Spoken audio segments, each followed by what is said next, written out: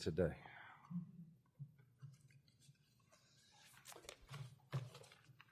Good morning, everybody, and thank you for being here today. I am joined by Dr. Joe Cantor, as usual, with the Louisiana Department of Health, but also today by Dr. Miranda Mitchell, who is an internal medicine specialist with LSU Health. I'm going to brief you, and then each of them will come up and offer some prepared remarks. They will each take your questions, and I'll come wrap up and then take your questions as well. I know it's been a while since we've had one of these updates, and quite frankly, that's because Louisiana has been doing much better and continues today to do very well in terms of our baseline numbers with respect to COVID as it relates to percent positivity, the number of cases, number of hospitalizations, and so forth. Not that the pandemic is over, it's not. And quite frankly, in some parts of the country, you're seeing the Delta surge happen that actually happened here back in the August and September timeframe. We're on the backside of that surge, hoping and praying that we don't have another one. But we're also working to prepare for one because we know that that's the right thing to do. And that really is what brings us before you today.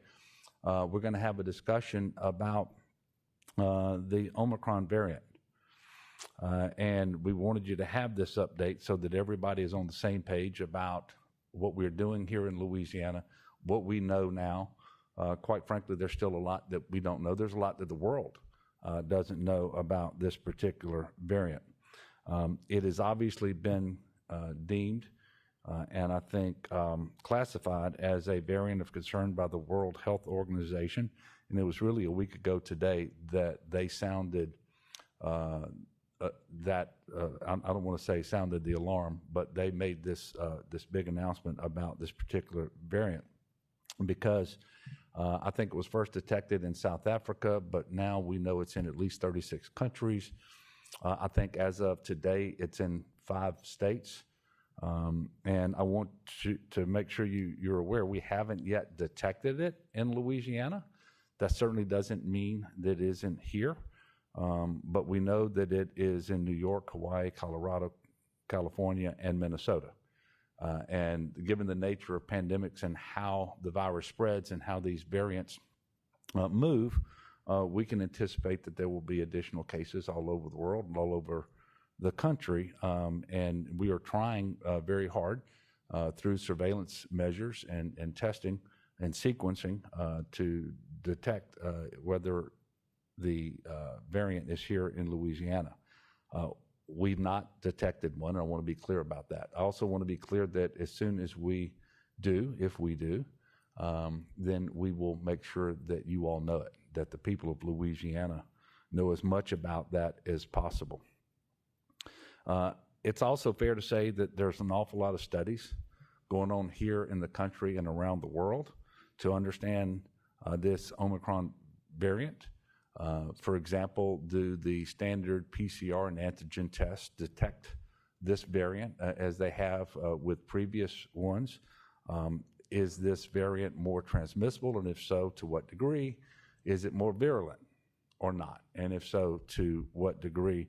What kind of response would an individual get from a vaccine if they are infected by this variant as opposed to other variants? And then you have therapeutic treatments out there, whether it's remdesivir or monoclonal antibody infusions. The upcoming availability, we believe, at least initially, I know the recommendation is for a pharmaceutical intervention by Merck and potentially one by Pfizer that would be a regimen of pills that you would take after having a test reveal that you're positive. So there's a lot of studies underway. There's some things we know. There's many things that we don't, and I'm really going to let Dr. Cantor get into more of that in just a moment. I do want you to know that LDH has established a network of laboratories, and it is proactively doing genomic sequencing on positive COVID cases, which essentially means they're looking at the genetic code of the virus to determine if it's the Omicron variant or any other variant. And we have the capacity, at least at current numbers, to genetically sequence 100% of all of the positive PCR tests that are happening across the state, and they continue to happen every single day, as you all know.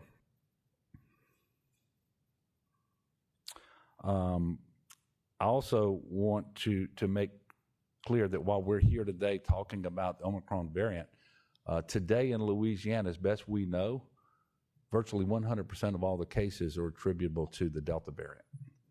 This is the same variant that led us into the surge late this summer and caused the highest hospitalization rate that we've experienced to date, primarily because of transmission to and infection of those who were not fully vaccinated.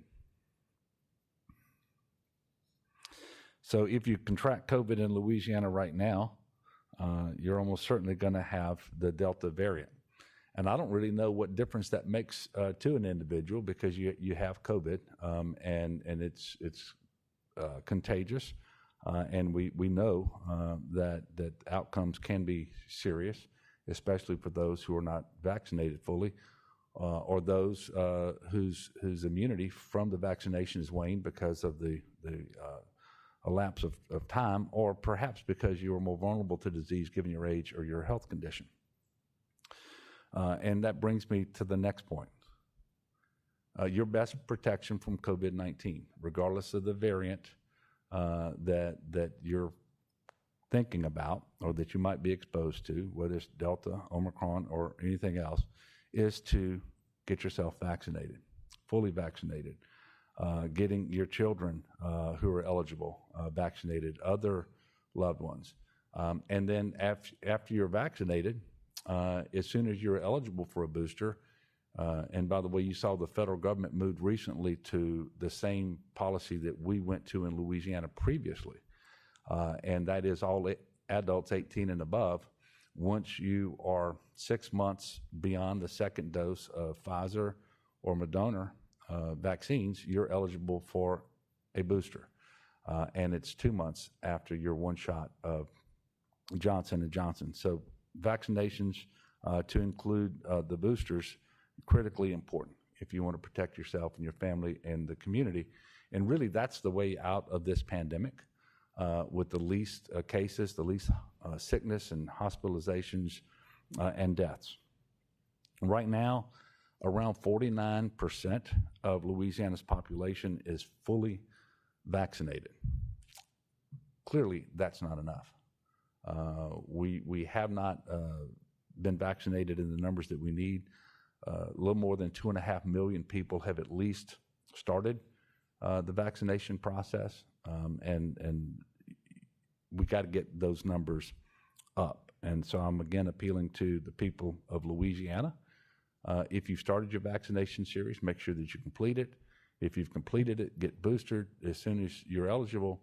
And if you haven't started yet, please do that. Go talk to your doctor, other healthcare professional, get your questions answered. And I do want to thank those people who have been vaccinated, because you're making the smartest, best decision for yourself, but it's also the best decision for your family and for your community and for the state.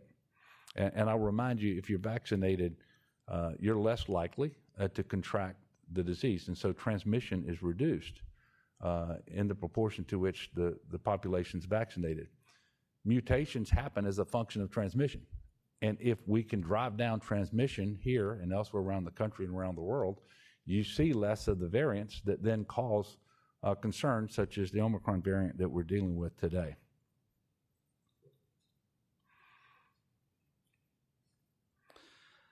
Obviously, we want to continue to have good hygiene practice. Masking, if it's indicated for you under CDC guidelines, remains important.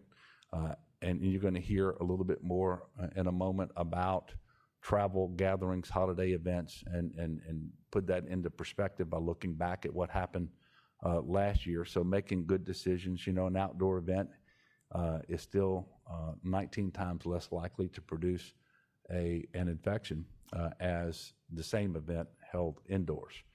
So all of those things that we've been talking about for many, many months remain in play. So at this time, I'm gonna take a break, ask Dr. Cantor to come up, then Dr. Mitchell, when they're finished with their prepared remarks and questions, and I'll come back up, wrap up, and then take your questions as well. Dr. Cantor?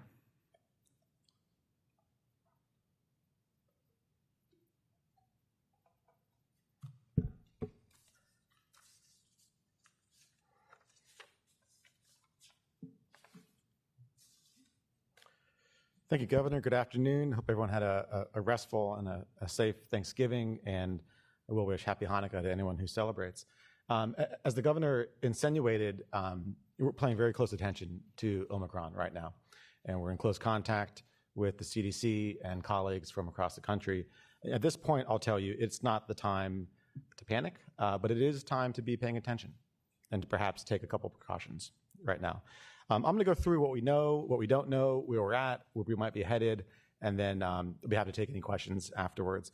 I'll tell you what we don't know is a larger bucket right now than what we do know, and that's the situation we find ourselves in. What do we know right now?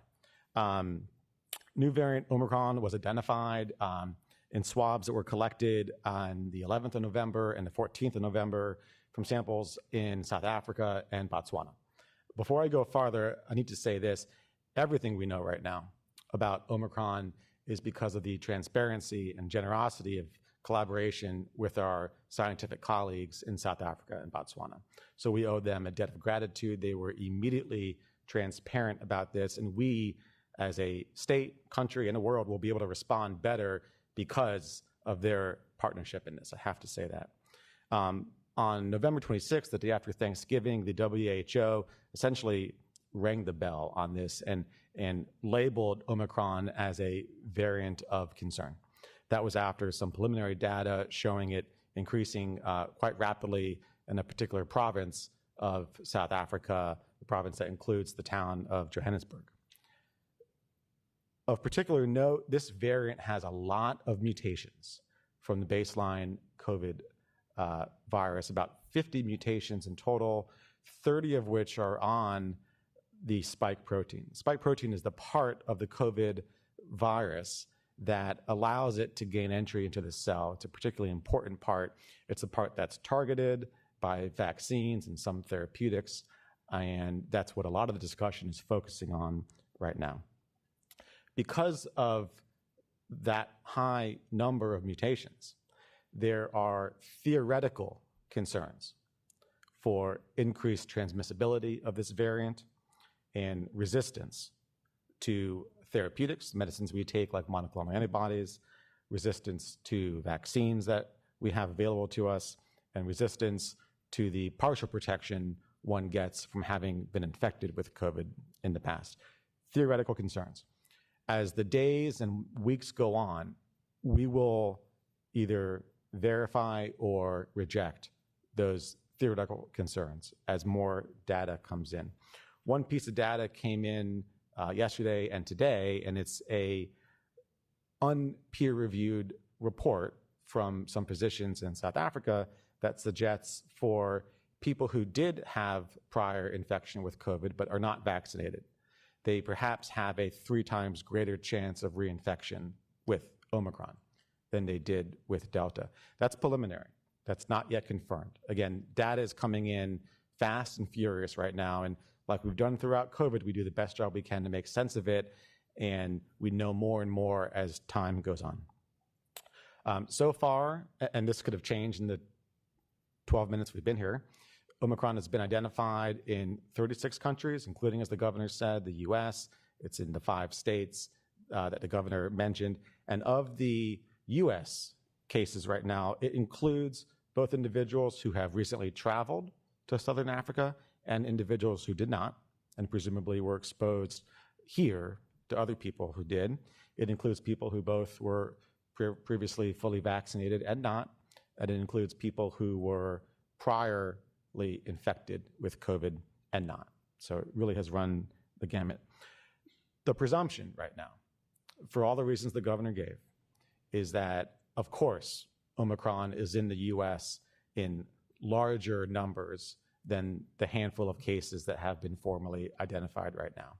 With the degree of spread, with worldwide travel, that's just a fair presumption to make. It very well could be in Louisiana. We have not identified it yet. As the governor said, once we do, we will report that out immediately. But for all intents and purposes, with the way the world works right now, it's certainly in greater numbers than we've been able to formally identify.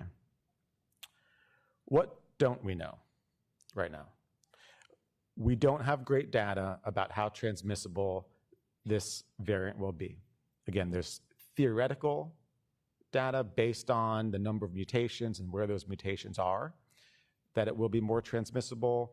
It's certainly been increasing in numbers in South Africa. In some parts of South Africa, it appears to be outcompeting Delta, that was the previously most abundant variant there. But these are all relatively preliminary and theoretical concerns.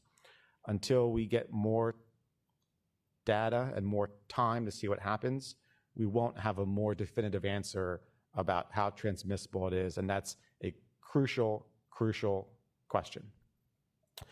We don't know how virulent this variant will be, and by that I mean, how likely are you to get really sick by it? Is it more likely to give people mild illness? Is it more likely to give people severe illness? There's some preliminary anecdotal reports from a few physicians in South Africa that the patients they have seen have been less sick, had more mild symptoms with Omicron. That's confounded a little bit because the initial cluster was tied to a university in South Africa, so the age of the individuals who had it was young, so not as likely as older people to get that sick. That's the data we have now. We'll learn more in the next week or two about how virulent this is. And importantly, we don't have great data now on the degree to which this new variant may be resistant to our therapeutics, meaning our monoclonal antibodies and other therapeutics, resistance to the polyclonal antibodies one receives from being vaccinated, and resistant to the polyclonal antibodies one receives from having prior infection. We do know that the protection one gets from prior infection is incomplete and not as strong as the protection one gets, not as complete or durable as the protection one gets from being fully vaccinated. I'll note there have been a number of variants over the past 21 months of this pandemic that we have kept our eyes on that had concerning characteristics, some of which ended up causing a big problem for us. Delta certainly is an example of that, some of which did not. Sometimes you just don't know until you have more data and you see what happens. We also had variants that we've kept our eye on that did have resistance to the vaccines. Thankfully, they didn't prove to be all that transmissible and didn't cause a problem here too. So it's really difficult to take any one data point here and hang your hat on it. The point I'm making is the prudent thing to do right now is to pay very close attention and to do your best to prepare. But until we get some more data and some more experience with this, it's hard to predict what exactly will happen and what exactly the effect will be here in Louisiana. What are we doing here in Louisiana to better prepare? First and foremost, and this is the most important thing, we continue to push vaccinations in the strongest terms possible. These vaccines are safe, these vaccines are effective, and even in the scenario that we learn, perhaps, that this variant has some resistance to the vaccines, and I'm saying this hypothetically now, it is far, far unlikely that that will be absolute resistance. The much more likely scenario is that it will be some degree of reduced resistance, meaning that the vaccines will still be some degree of effective. It's not all or nothing. It rarely is all or nothing. So the single best thing we can do now is to continue to encourage, promote, and reduce barriers to vaccinations, and that's what the Louisiana Department of Health has been doing throughout this time. We are increasing our surveillance, our ability to track this variant if and when it does become identified in Louisiana. As the governor said, we now have the capacity to genomically sequence 100% of all the PCR positive tests run in the state, and we'll be looking to do that. We have asked testers, anyone that does PCR testing throughout the state, to send their positive PCR tests to us and our lab so that we can sequence those. There is an added benefit of this variant, and that is for some types of PCR tests, for PCR tests that are run on a platform produced by the company Thermo Fisher, which is some, but not all of the PCR tests we run in Louisiana, you can actually flag a presumptive positive of Omicron before you sequence it. Sequence it takes some time. PCR tests are relatively quick. And so because of this quirk, I'll say, of the variant, and it was the same with the Alpha variant, by the way, the one that was initially identified in the UK months ago, we can get a head start on identifying variants if they do come here. So we've reached out to the labs, the handful of labs in Louisiana that are using this particular testing platform, the Thermo Fisher TACPath platform. And if they do get this characteristic readout, which is a preliminary flag, it might be Omicron, they're going to communicate that quickly with us, and we'll be transparent about that as well. So that's all to our advantage. That means that if and when this variant does spread in Louisiana, we're going to have excellent visibility on that. That's a skill that has been building over the past few months. It's really to our benefit now. And also, I'll note that we continue to provide staffing support to about 60 hospitals so that they can remain prepared. It still is hard to recruit and retain qualified healthcare personnel, particularly nurses and respiratory techs. So we're continuing to provide that assistance so that we are ready if we need to be in Louisiana. I'll note again, we're better off right now than we were a year ago. There's just no question about that. We have better therapeutics. We have monoclonal antibodies. We have, on the very near horizon, pills, antiviral pills that will also help treat COVID. The company Merck has a pill called Molnupiravir that is on the verge of likely receiving emergency use authorization by the FDA, and the company Pfizer has a similar pill that we expect to receive authorization shortly thereafter. All of this builds our arsenal. None of it is a silver bullet. None of it in and of itself is a game changer, but it's an additional tool that will allow us to reduce morbidity and mortality from COVID should people get infected. We have many more people vaccinated than we did this time last year. It's not enough. Just a shade below 50% of the general population of Louisiana is now fully vaccinated. That's not where it needs to be, but it's also not insignificant. We've had many more exposures here, and the CDC now ranks it at about 40% of the general population has been exposed to COVID in the past in Louisiana. The protection one gets from prior exposure is incomplete, partial, imperfect, not terribly durable, but it also is not to be wholesale disregarded. What we do know is that if you have been exposed to COVID in the past, your protection will more than double if you get vaccinated, even though you had COVID in the past. As the governor mentioned, we're in a relatively good place right now. We're in somewhat of a lull. If you were to map out COVID across the country, we're one of the lowest states right now. We had our Delta surge. It was terrible. We've now recovered from our Delta surge. Hospitalizations for the past month have been amongst the lowest numbers that we have ever recorded since we started counting in Louisiana. It's heartbreaking to watch what's happening in other states, Michigan, Alaska, for example, right now. But we're in a much better place right now. Percent positivity has been relatively low. This week it's at 2.3%, and we have 213 patients hospitalized with COVID. That's down from over 3,000 at the peak of our Delta surge. So what should we be doing with that? We need to use this timing to our advantage. We were somewhat fortuitous with our Delta surge that it hit us when it did and not now, not as flu season is about to begin, not as the weather's about to be cold and really drive people indoors. That was lucky for us. We need to capitalize on that right now, and we need to be using the time now to increase vaccinations across the state as much as possible. And that also goes for people getting their booster shot. As the governor said earlier this week, the CDC recommended boosters in anyone 18 and above who is 6 months out or more from their Pfizer or Moderna. They already had recommended boosters for people 18 and above who were more than 2 months out from their Johnson & Johnson. We made those recommendations about a week earlier. They still stand. The data is coming in. It's unequivocal right now that boosters increase your protection, and now is the time to do it if you are eligible.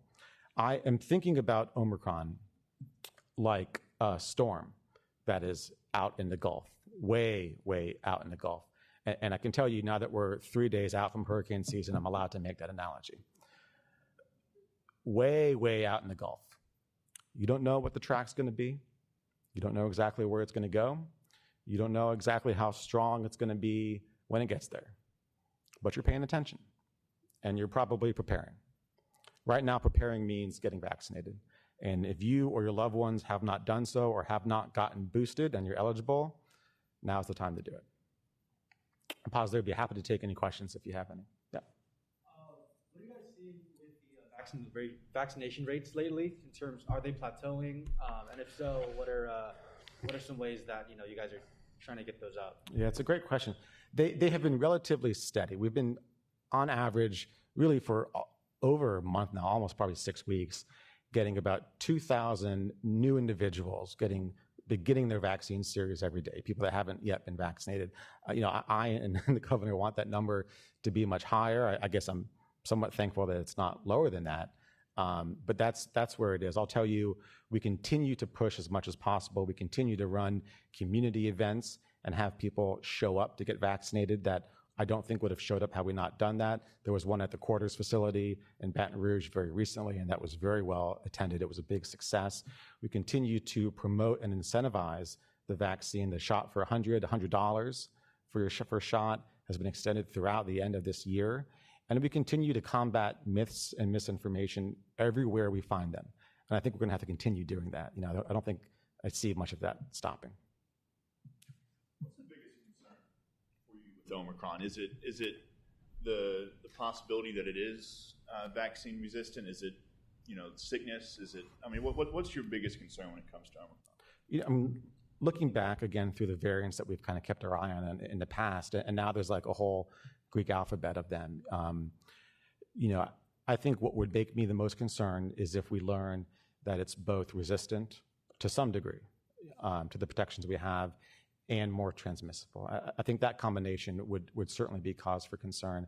There's been variants, and in fact, one that was first identified in South Africa months and months and months ago that we were watching that did have resistance, but it proved not to be more transmissible. So I think from what I know now, if both of those two things are in place at the same time, that signals that it's more likely to cause a problem for you. But again, we are significantly more protected now, not as protected as we need to be, but more than we were before. So I think that's where it lies. Yes, sir. What are some key things that we learned from the Delta surge that we can apply to this if Omicron ends up having as many hospitalizations as we had over the summer? Yeah, that's an excellent question. And it's important that now that we are in a lull, we also do the hard work of going back, doing hot washes, trying to pick out what went well and what could have been improved and all of that. The first thing I will say is don't wait to get vaccinated. We saw a big spike in our vaccination rates. We've been right now at, as I said, about 2,000 new vaccine initiations a day. That's been the case for about 6 weeks or so. At the peak of Delta, we were up above 10,000 a day. And talking to people who got vaccinated then after waiting months and months of not doing it, and people were afraid. It's a small state. Everyone knew someone that was affected by Delta. People knew people that were sick and in the hospital and ICUs, and that's scary. And that drove behavior. So the challenge now, I think, is how do you continue to communicate that risk, that lesson, without people having to live through it themselves? Yeah, Blake. I wanted to ask you a separate question about the immunization schedule. There's a hearing on Monday. There's some opposition to this rule. Some lawmakers have described COVID as a disease that doesn't impact children and says that because its impact on children is less than maybe older adults. It shouldn't be added to this immunization schedule. I wanted to ask sort of your reaction to this notion that, this isn't a disease that, impacts children in a significant way. Yeah, it's a gross misrepresentation. First, to clarify a couple of the points of misunderstanding about this proposed rule. Number one, it will only apply to ages which have received full licensure and approval from the FDA. This is the absolute highest bar of safety and efficacy that the U.S. government has to offer. At the moment, that's just ages 16 and 17. The second point to make is we respect parental and student choice in Louisiana when it comes to vaccinations, and we have rather broad exemptions. We allow for medical, religious, and personal philosophical exemptions. That doesn't change. So no one will ever be forced to get the vaccine against their will. Those exemptions are still there. This virus does affect children in profound ways, and it's really scary, I think, when people minimize that. We've had 18 children die in Louisiana from COVID-19. 9 of those children died in this past Delta surge. We've had over 275 kids suffer with multisystem inflammatory syndrome in children. That's a terrible, terrible complication of COVID. 3 of those kids are still in the ICU. 1 in 4 kids have lost a caregiver to COVID nationwide, and we're not over. And there's likely more to come. So I would never minimize that, and I would ask people to look seriously at the effect this has had on families throughout the state. Yeah, last question. As far as Omicron goes, I know you said that the information is still preliminary. I mean, is this, from what we're seeing though, is this leaning more toward, to put it in very simple terms, more of a common cold type symptoms, or is this something that we expect to pick up in severity as we get more cases? That's a good question. Way too early to tell. I mean, it's way too new to see. I think we would all like to hear news that is less virulent, meaning it makes people less sick with more mild symptoms, but we just won't know that for some time. Yeah. Listen, thank you. I do want to wish everyone again happy Thanksgiving. Hope everyone's safe. Pleased to have Dr. Mitchell here from LSU and Our Lady of the Lake. And I think it's important, as you asked the question about Delta, to keep in mind what we just very recently went through. And Dr. Mitchell and her team can give a firsthand experience of what that was like and perhaps what lessons we can carry forward to us in response to that very good question that was asked. Dr. Mitchell?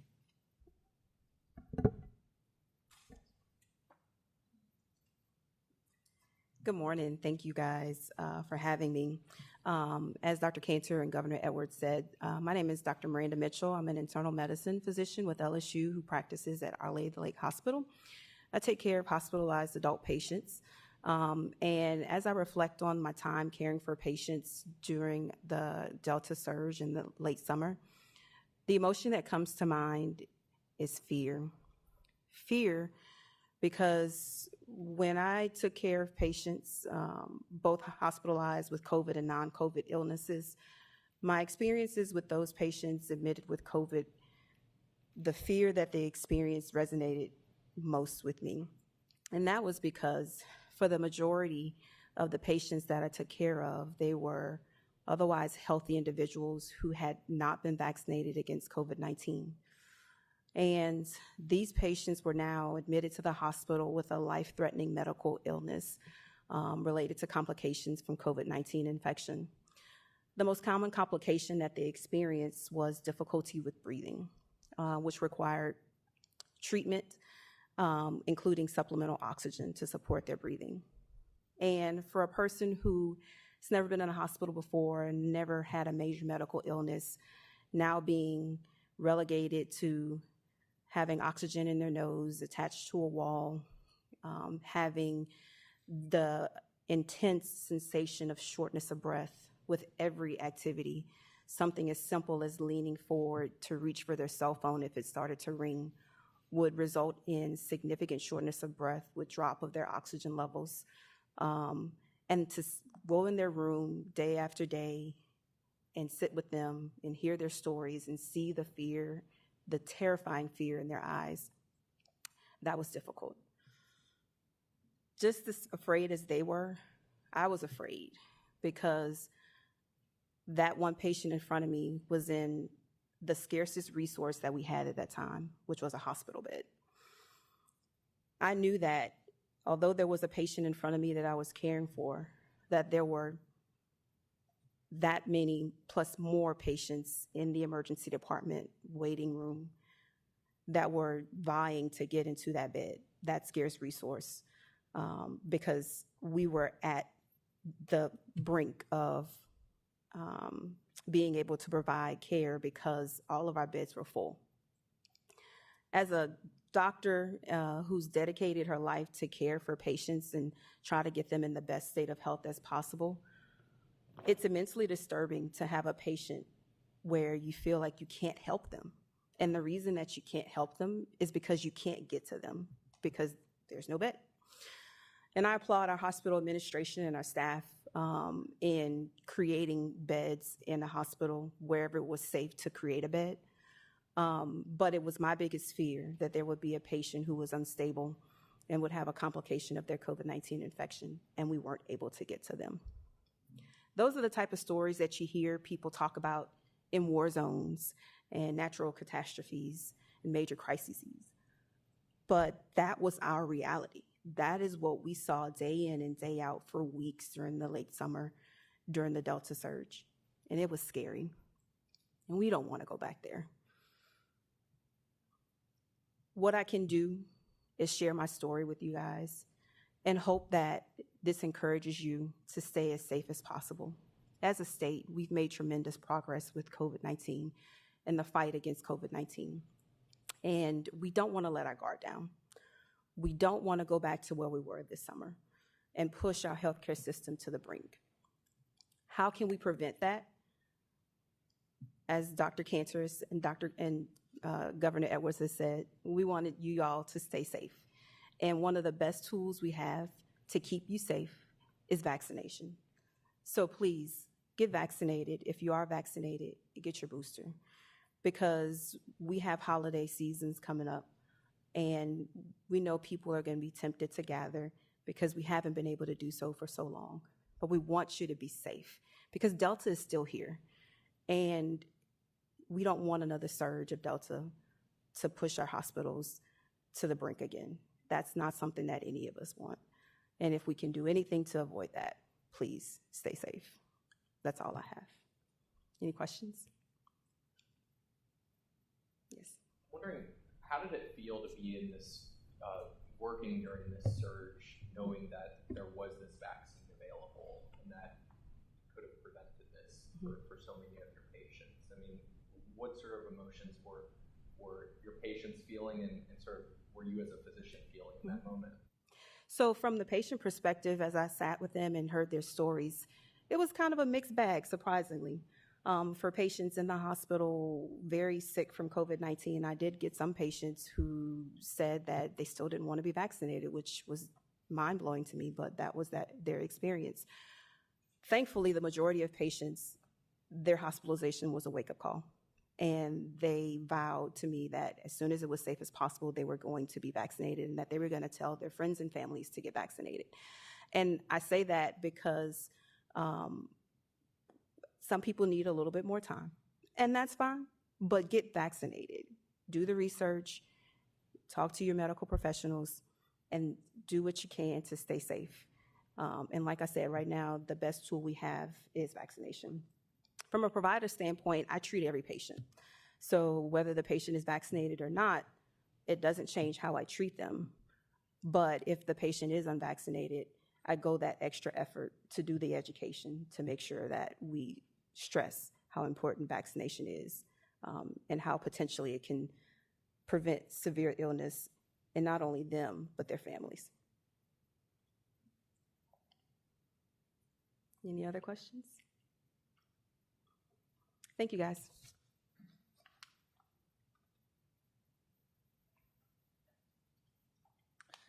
Thank you, Dr. Cantor and Dr. Mitchell.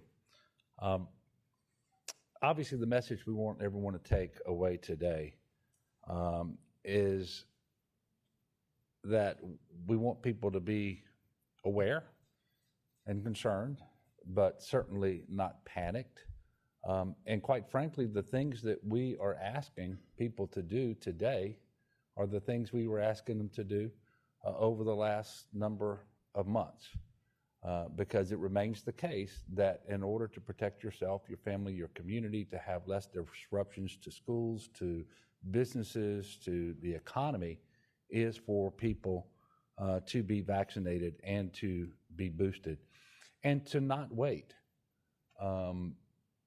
Because it takes 3 weeks on the Pfizer to get fully vaccinated, or actually it takes a little longer than that because you're going to have 3 weeks between shots, and then you're fully vaccinated 12, 14 days after that. It's 28 days between the shots on the Moderna. The other reason you don't want to wait is because we now know that the booster shot, that third shot, actually confers protection that's 4 to 5 times stronger than it ever was after just the second shot. But you can't get that until 6 months after you've completed. So the sooner you put these things in motion, the more protected you are going to be. And so waiting just doesn't make sense. You can see that what we're doing here in Louisiana is mirrors what's happening on the federal level. Obviously, we remain in a public health emergency. I extended that declaration at the end of November, didn't add any new mitigation measures or anything like that. But obviously, we remain engaged in this fight against this pandemic every single day. Yesterday, President Biden announced strategies for addressing the Omicron variant that do not require major disruption of our lives, and that's a good thing. It means we focus on frequent testing, genetic sequencing, on vaccines, on boosters, the same things we're doing here in Louisiana. And because we don't know much about Omicron, and because we haven't detected it here, some people are probably taking too much assurance from that. The fact of the matter is, we have hundreds of people tested positive every single day, all of them currently from the Delta variant. And I just want to talk about where we were at this point last year heading into the holiday season with Christmas and New Year's, for example. There were 174 people 1,074 people hospitalized with COVID-19 on Thanksgiving Day last year. By Christmas Day, that increased to 1,540. And on January the 7th, it was 2,069. Now, that was all pre-Delta. The Delta variant came and resulted in a surge of hospitalizations, whereby on August the 17th, which was just a few months ago, we had the highest number of people hospitalized at any point in the pandemic at 3,022. We don't want to go back there. We don't want to go back to August. We don't want to go back to last January. We don't want to go back to last Christmas Day. And we don't have to, because we have things available to us today that weren't available a year ago. And principally, that is the vaccine. We are doing better today. And while if you're one of the people who are sick with COVID-19, then as it relates to you, I mean, this statistic doesn't necessarily mean much. If you're in the hospital, if you just lost a loved one, and we still haven't had a single day since about March the 13th of 2020 where Dr. Cantor has been able to tell me we had 0 people die.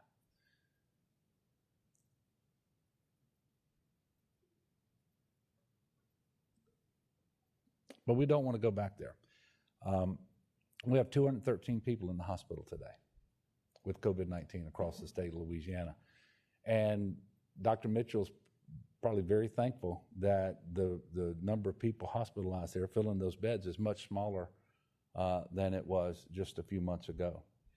And I want to thank her, and by extension, through her, all healthcare professionals across the state of Louisiana I'm talking doctors, nurses, respiratory therapists, EMT, paramedics. They have been truly heroic. That's another reason to do what we can now so that we don't go back there, so that we don't push these individuals and our whole healthcare delivery system to the brink again. There's just no reason for that.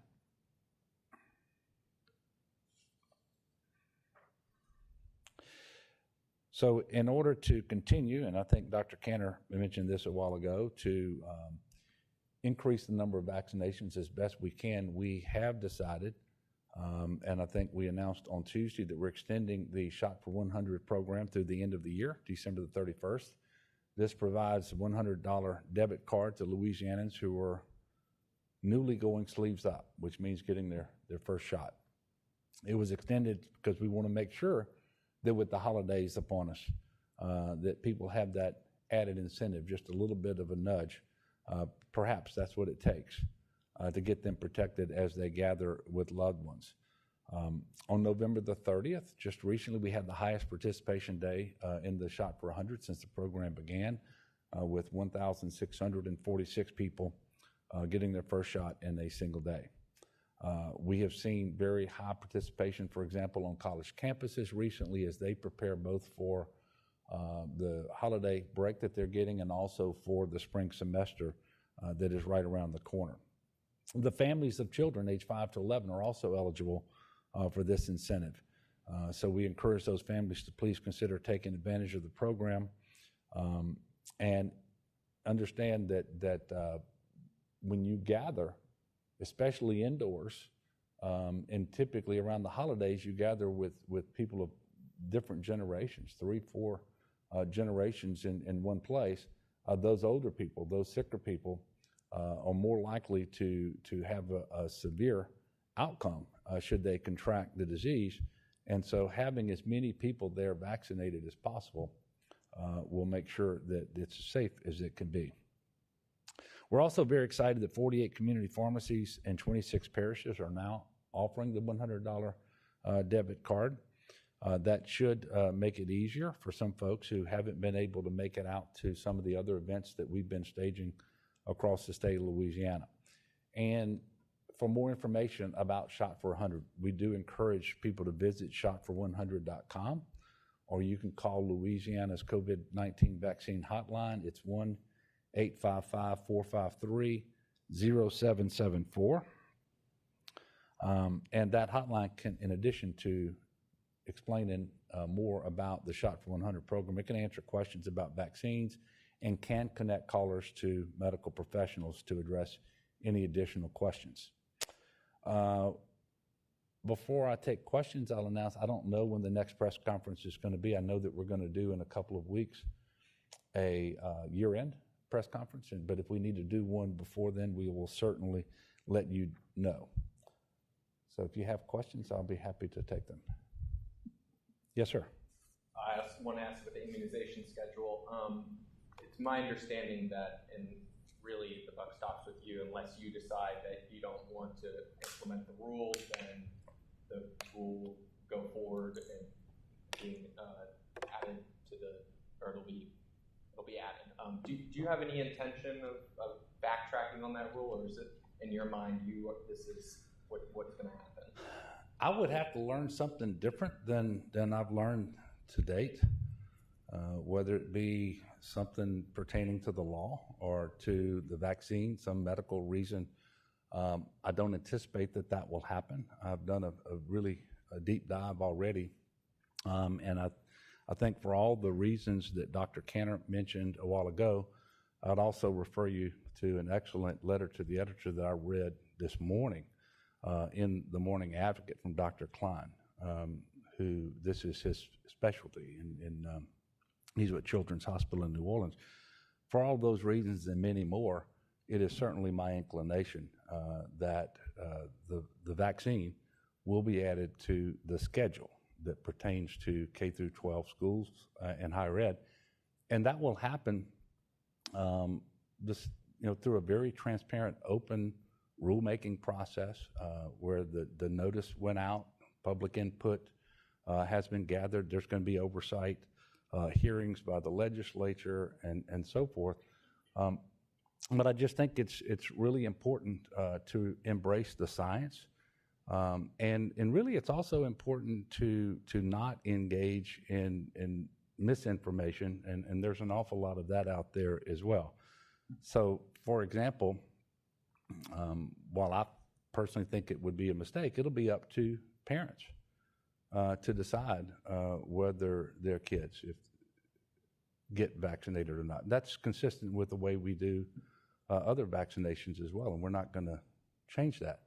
It will only be, at least initially, for those students who are 16 and 17 years old, because that's where the full FDA authorization is right now. And, you know, the FDA authorization comes to us, and that we should all be able to understand that that means that there have been clinical trials, and that this is a safe and effective vaccine for these populations, and that the risk to these young people from COVID-19 is significant enough, serious enough, that the vaccine is warranted for them. But it's also part of a larger effort to make sure that we're dealing with the pandemic. Since the 1st of August, at least 25% of all known cases of COVID-19 in Louisiana have been in children 18 or below. We know that the younger you are, the more likely it is that you have an asymptomatic case. If you have an asymptomatic case, you're probably not testing. So that 25% number, in all likelihood, understates the degree of transmission that's happening in that age group. The myth that there are not serious cases and deaths, hospitalizations, including intensive care and so forth because of COVID-19 and because of the multi-system inflammatory syndrome in children, that's just false. But we also know if you're infected, you're infectious. And if you want to avoid disruptions in school because of outbreaks and the illnesses that occur in families and in communities and so forth, this is part of the overall effort. So it's important for the children, for themselves to be vaccinated, but it's also important for everyone else. This is a public health emergency. So I guess that's a long answer to a short question, but absent some compelling reason, which I, at present, have not seen, I would fully expect that we will be adding the vaccine to the schedule. Yes. Given what we've seen in other countries and other states going on right now with implementing restrictions again, should we start to see a rise in cases from Omicron, given what you've learned over the last year and change, are restrictions still on the table, or will you rely more on personal responsibility to get the vaccine to keep things under control? Well, you know, if we ever get to the point where we are going to outstrip our capacity to deliver life-saving care to people, whether it's individuals with COVID or all the other people who need those same hospital beds and the attention of those same doctors and nurses and respiratory therapists for whatever reason, then you have to consider those things. Now, but at the present, I mean, my mind isn't there. I mean, we're nowhere near that. If we will all do what is prudent at this point, it's much less likely that we ever get there. And while we have this new variant out there that's circulating and we have a lot of questions about it, it is true that we're much better off than we've ever been. Not just in the current baseline numbers, but the percentage of people who have chosen to be vaccinated. In addition to those who have some natural immunity, even though it's inferior to the protection you get from vaccination, it is not to be discounted. And so we're better off. There are more therapeutic interventions and so forth. And as the vaccine is available to a larger percentage of the population. And so it is way too premature. It would be my hope that we would never have to go back and reimpose any additional mitigation measures. But as I've said all along, in a public health emergency, you have to do what is necessary so that you can protect public health. And if that is ever threatened because we're going to overwhelm our healthcare delivery system, then I think everything is on the table. But we don't want to go back there. I don't see that on the horizon today. But I do want to answer your question. But I do think that it's just too premature to speculate on that. Yes, sir. So if the rule goes into it moves forward, it could by the end of the year be, I guess, implemented. But I guess there's a question of enforcement. Like when exactly would this start for 16, age 16 and up? Is this the sort of thing that would start in the next school year? Yeah. Okay. Yeah, we would look for this to be effective for the start of the 2022 school year. So you look in August. Or was that it? Look, I want to thank you all for continuing to cover this. This is obviously very important. And I want to thank the people of Louisiana who have done what is necessary and prudent to protect themselves and to protect others. And just ask that those people who haven't yet, for whatever reason, decided to be vaccinated, today is a new day. And just end with this last message. The sooner you start the vaccination series, the sooner you will have the protection that you need that will put you in the best possible position to avoid contracting COVID in the first place and to have an uneventful case of the disease should you contract it. It gives you the very best possible chance. And in addition to what it does for yourself, this is how we, all of us together, get through this pandemic. And so I do commend it to you. I suspect, and I've said this before, that there's not much I can say. Maybe there's not much that Dr. Cantor can say that's going to cause people to change their minds at this point. So reach out to your own doctor. Have this conversation with your physician. And hopefully after that, you will make the decision. Look, thank you all. We will let you know when the next press conference is, although I do know now that we have one scheduled for the annual year end, and I do look forward to seeing you all there. Thank you, and God bless.